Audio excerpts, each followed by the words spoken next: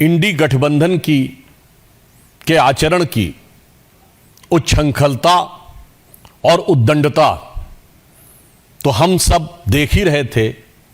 अब उनसे जुड़े हुए लोगों की अपराध में संलिप्तता भी पूरा देश देख रहा है। और यहां सिर्फ अपराध की संलिप्तता नहीं है, बल्कि अपराध करने की उनकी हिम्मत और हिमाकत और उसके बाद उसे संरक्षण देने की इंडी गठबंधन के दलों की सियासत, यह भी बड़े दुखी और भारी मन से यह देश देख रहा है। उत्तर प्रदेश में अयोध्या में हम सब ने देखा कि समाजवादी पार्टी के एक नेता मोहित खान के ऊपर किस प्रकार नाबालिग के साथ बलात्कार का आरोप लगा और उसके ऊपर हमने यह देखा कि संवेदनशीलता तो छोड़िए, किस निर्लज्जता के साथ उसके ऊपर राजनीति की गई। उसके बाद आपने देखा कि कन्नौज में एक बार फिर समाजवादी पार्टी से जुड़े हुए नेता के ऊपर पुनः एक बार नाबालिग लड़की के साथ ही बलात्कार और बलात्कार के प्रयास का इतना गंभीर आरोप लगा है। विषय अपराध एक तरफ है, परंतु अपराध के प्रति संवेदनहीनता उससे ज्यादा बड़ा गंभीर विषय है।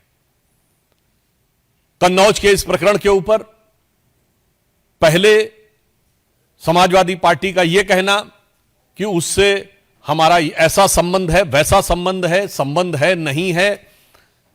जहां तक अखिलेश यादव जी की उनकी संवेदना की चिट्ठी तक अवेलेबल है, और उससे अधिक गंभीर बात है कि समाजवादी पार्टी की एक नेत्री ने यह तो स्वीकार किया ही कि कन्नौज का आरोपी उनकी पार्टी का पूर्व नेता है, उसके साथ एक बहुत ही संवेदनहीन और अशोभनीय बयान भी दिया कि 15 वर्ष की वह लड़की कौन सी नौकरी प्राप्त करने के लिए रात में गई थी। मुझे लगता है कि यह समाजवादी पार्टी की जो असली फितरत है और जो उनकी इस प्रकार के अपराधियों को कवर फायर देने में जो उनकी सीमा है, उसको वो दर्शाता है। हम ये कहना चाहेंगे कि उत्तर प्रदेश में एक दौर में समाजवादी पार्टी के नेता ने कहा था, 2 लड़कियां जिनके साथ बलात्कार हुआ था उन्हें न्याय नहीं मिला था, तो उन्होंने आत्महत्या कर ली थी। उसके बावजूद एक ऐसा असंवेदनहीन बयान दिया था कि लड़कों से गलती हो जाया करती है।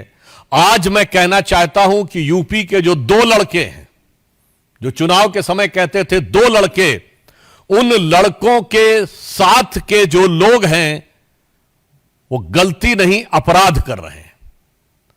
और जब से ये 2 लड़कों की ताकत बढ़ी है, तब से अपराधियों की हिम्मत और हिमाकत भी उसी अनुपात में बढ़ती हुई नजर आ रही है।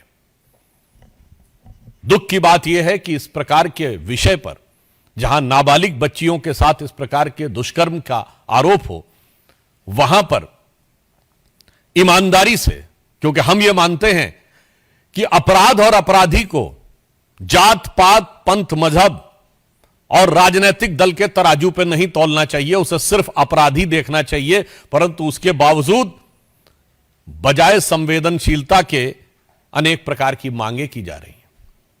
कोई डीएनए टेस्ट की मांग कर रहा है, कोई कुछ। तो मैं बताना चाहता हूं कि समाजवादी पार्टी का तो डीएनए ही क्या है।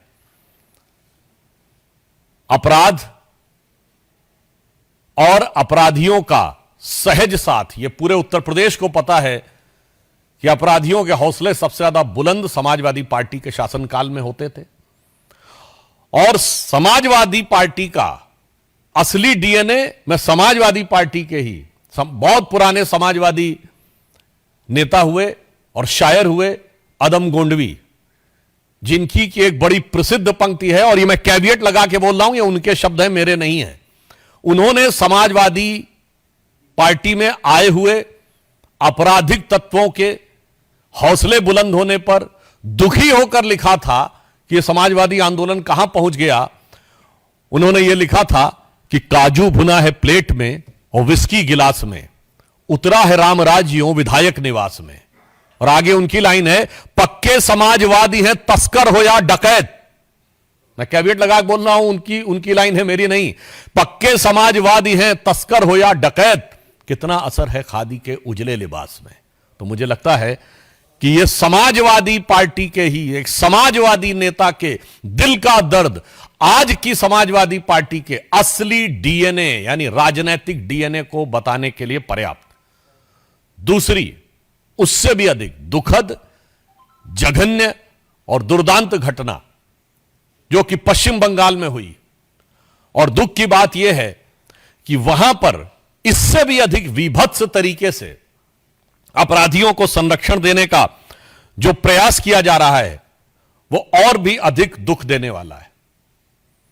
जिस प्रकार से वहां प्रिंसिपल को हटाया गया और 24 घंटे के अंदर दूसरे कॉलेज में नियुक्त कर दिया गया, इससे पश्चिम बंगाल की सरकार की उन अपराधियों के प्रति किस प्रकार की संरक्षण की भावना है वो बेनकाब हो जाती है, और पश्चिम बंगाल सरकार के द्वारा हो रहे किसी भी जांच के ऊपर बहुत गहरे शक की दीवार खड़ी कर देती है।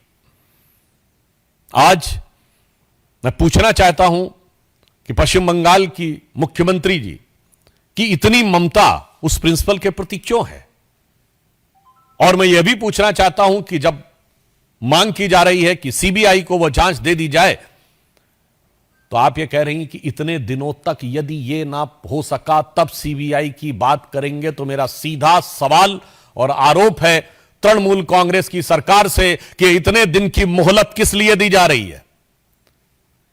यह इतने दिन की मोहलत किस प्रकार के मैनिपुलेशन के लिए दी जा रही है क्या?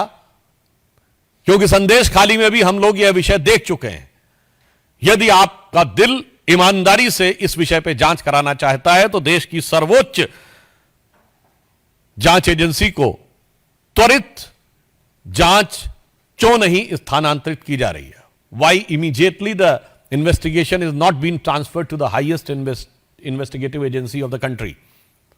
अब मेरा तीसरा सवाल कांग्रेस पार्टी से है। ये इंडी गठबंधन के सभी लोग जिस ढंग से एक दूसरे से मिले हुए हैं, कहां गई प्रियंका गांधी जी जो कहती थी लड़की हूं लड़ सकती हूं, उनके होठ सिले हुए हैं अयोध्या कन्नौज से लेकर कोलकाता तक। राहुल गांधी जी जो कहते थे कि मोहब्बत की दुकान, तो मुझे लग रहा है कि उनकी दुकान में, उनकी उस सियासी दुकान में मोहब्बत अपराधियों के लिए है, मोहब्बत आतंक के आरोपियों के लिए है, मोहब्बत भ्रष्टाचारियों के लिए है, मोहब्बत दंगाइयों के लिए है और मोहब्बत बलात्कारियों के लिए है। अगर एक शब्द में कहें तो ये इंडी गठबंधन के सभी दल एक दूसरे के अपराध को कवर करने के लिए, जिसे हम लोग एक भाषा में कहते हैं ना, cover fire. So these parties are providing a crime cover to mutual criminal elements, यानी एक दूसरे के आपराधिक तत्वों को एक प्रकार का पॉलिटिकल क्राइम कवर देने का प्रयास कर रहे हैं। हम पुनः यह कहना चाहेंगे कि आप विपक्ष में हो या सत्ता में हो, हम विपक्ष में रहें या सत्ता में रहें, इस प्रकार के विषयों के ऊपर संवेदनशीलता से बात होनी चाहिए, राजनीति के हिसाब से नहीं। और इस तरह के विषय के ऊपर दलगत भावना से ऊपर उठकर विचार किया जाना चाहिए और अपराधियों को किसी भी प्रकार का संरक्षण, उनका मनोबल बढ़ाने का प्रयास अथवा उन्हें मोहलत देने का प्रयास नहीं करना चाहिए। धन्यवाद। प्रश्न सादर आमंत्रित हैं संजय शर्मा।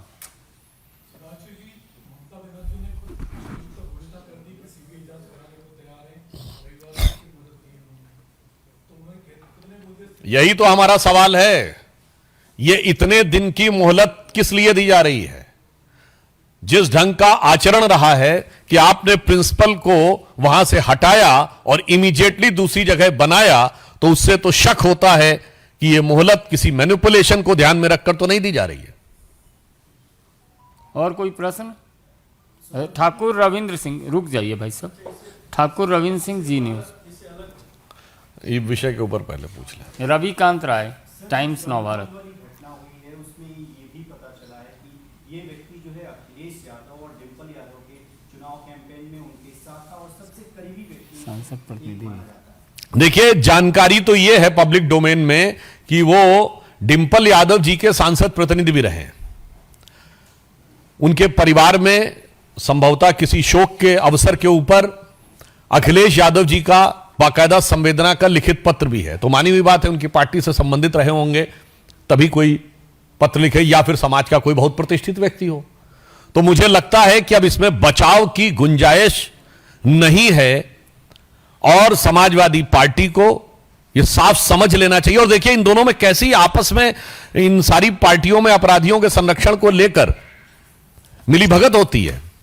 आप याद करिए कि मरहूम मुख्तार अंसारी समाजवादी पार्टी से जुड़े हुए थे और जब पंजाब में कांग्रेस की सरकार थी तो कहते थे मैं पंजाब की जेल में रहना चाहता हूं, यूपी की जेल में नहीं। यानी पंजाब सरकार के दामने रहमत में वो अपने को महसूस करते थे।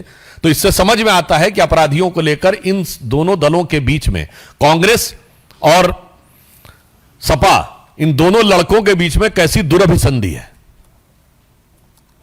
ठाकुर साहब, सर, फारूक अब्दुल्ला ने कहा है कि मैंने जवाहरलाल नेहरू से मनमोहन सिंह जी तक का प्राइम मिनिस्टर देखा, लेकिन आज के जो प्राइम मिनिस्टर हैं ये हिंदुस्तान को बांट रहे हैं हिंदू मुसलमान सिख ईसाई पर। ये पहले ऐसा कभी नहीं था, ये शैतानी दौर है। मुझे लगता है कि फारूक साहब इस समय भारत के सबसे सीनियर नेताओं में से एक हैं। वो अगर अपने मुंह से बोलें कि मैंने नेहरू जी से लेकर मनमोहन सिंह तक का समय देखा है, तो नेहरू जी की अध्यक्षता में तो भारत के विभाजन का प्रस्ताव पारित हुआ था। तो इससे ज्यादा हास्यास्पद, आधारहीन और तर्कहीन बयान ही नहीं हो सकता कि नेहरू जो अंतरिम सरकार का नेतृत्व 2 सितंबर 1946 को कैबिनेट मिशन प्लान के तहत उन्होंने स्वीकार किया था। और फारूक साहब के सुलभ संज्ञान के लिए बता दूं कि भारत विभाजन का प्रस्ताव 4 जून 1947 को पारित हुआ, जिस समय अंतरिम सरकार का नेतृत्व खुद जवाहरलाल नेहरू कर रहे थे। और कश्मीर के जो 2 हिस्से गए वो भी उन्हीं के जमाने में गए। फैक्ट यह है कि आज का दौर इस देश के प्रति दुर्भावना रखने वाले जो शैतानी ताकतें हैं उनके लिए खौफ का दौर है। यतीन्द्र शर्मा। मेरा एक अलग से सवाल है। राहुल गांधी और मोदी सरकार ने शेयर मार्केट की जो तस्वीर को लेकर आशंका जता रहे हैं, उनका जो रिकॉर्ड सामने है 5 महीने में 46.5 लाख रुपए से ज्यादा उनको प्रॉफिट हुआ। मोहब्बत की दुकान में सोरो साहब है। देखिए, मोहब्बत की दुकान में मुनाफा भी हो रहा है और उसके बाद भी कोहराम भी मचाया जा रहा है। तो मैं ये कहना चाहता हूं यहां पर एक गंभीर बात। देखिए, कांग्रेस ने कितने सिस्टमेटिक तरीके से भारत में अराजकता फैलाने का प्रयास किया। सबसे पहले उन्होंने आरोप किस पे लगाया था? एलआईसी पे। भारत के आम आदमी का सबसे ज्यादा पैसा इंश्योरेंस में किस में लगा है? एलआईसी। तो उन्होंने कहा एलआईसी बर्बाद हो गई। फैक्ट क्या है? एलआईसी ने पिछले तिमाही में 17,000 करोड़ का प्रॉफिट दर्ज किया, जो एलआईसी का ऑल टाइम है। दूसरा उन्होंने किस पे आरोप लगाया? State bank of India. Bharat के लोगों के सबसे ज्यादा खाते अगर किसी एक बैंक में है, भारत का सबसे बड़ा बैंक स्टेट बैंक। उन्होंने कहा स्टेट बैंक बर्बाद हो गया है। पिछली और उससे पिछली वाली तिमाही में 21,000 करोड़ रुपए का प्रॉफिट दर्ज किया है, जो एसबीआई का ऑल टाइम हाई नहीं है। भारत के सारे प्राइवेट और पब्लिक सेक्टर्स को मिला के ऑल टाइम हाई है, मतलब रिलायंस से ज्यादा प्रॉफिट एसबीआई ने दर्ज किया है। उसके बाद उन्होंने क्या कहा? एचएएल क्या है? भारत का सबसे बड़ा डिफेंस का पीएसयू है। और मोदी जी की सरकार में आने के बाद भारत की रक्षा क्षेत्र में आत्मनिर्भरता में सबसे आगे एचएएल है। उन्होंने कहा एचएएल बर्बाद हो गया है। यह सिर्फ 1.5 साल पहले की बातें हैं।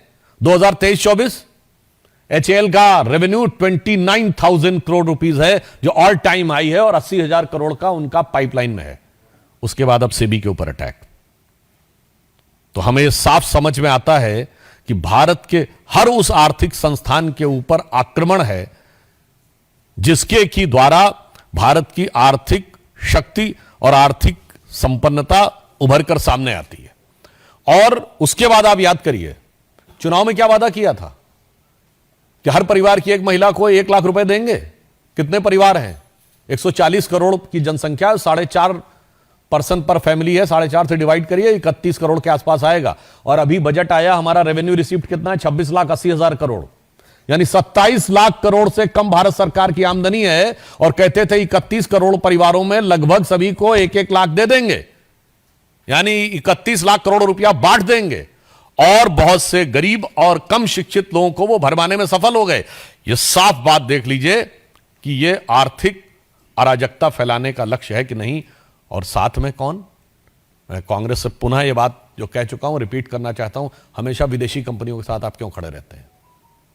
आज से 40 साल पहले यूनियन कार्बाइड के साथ 84 में कांग्रेस खड़ी थी, बोफोर्स के साथ 87 में कांग्रेस खड़ी थी, हॉविट्जर के साथ कांग्रेस खड़ी थी, अगस्ता वेस्टलैंड के साथ कांग्रेस खड़ी थी, हिंडनबर्ग के साथ कांग्रेस खड़ी है, बीबीसी के साथ कांग्रेस खड़ी थी। जॉर्ज सोरस का सुर और कांग्रेस का सुर बिल्कुल एक है। वो भी कहता है मोदी को हटाना है हर कीमत पे, और इनका भी कहना है मोदी को हटाना है। और जितने भी आरोपी विदेश में भ्रष्टाचार के आते हैं वो कांग्रेस के ही प्रथम परिवार से कनेक्टेड क्यों आ जाते हैं? चाहे वो वॉरेन एंडरसन हो, टोबियो कॉट्रोची हो, ग्वाइडो हेस्के हो, क्रिश्चियन मिशेल हो। तो मैं कहना चाहता हूं ये विदेशी कंपनियों से कौन सा याराना है कि भारत के हर आर्थिक संस्थान के ऊपर कांग्रेस का निशाना है।